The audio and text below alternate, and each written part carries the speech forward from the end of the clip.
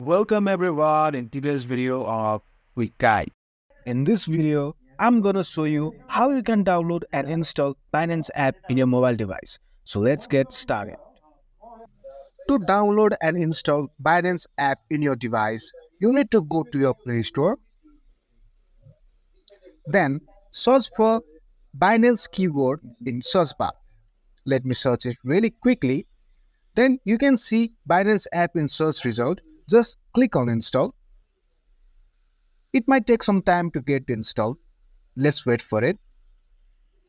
This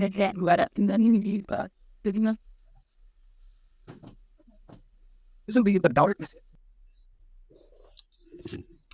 As you can see, the app has been installed. Let's check it out in the app sections in our mobile phone. And that's it.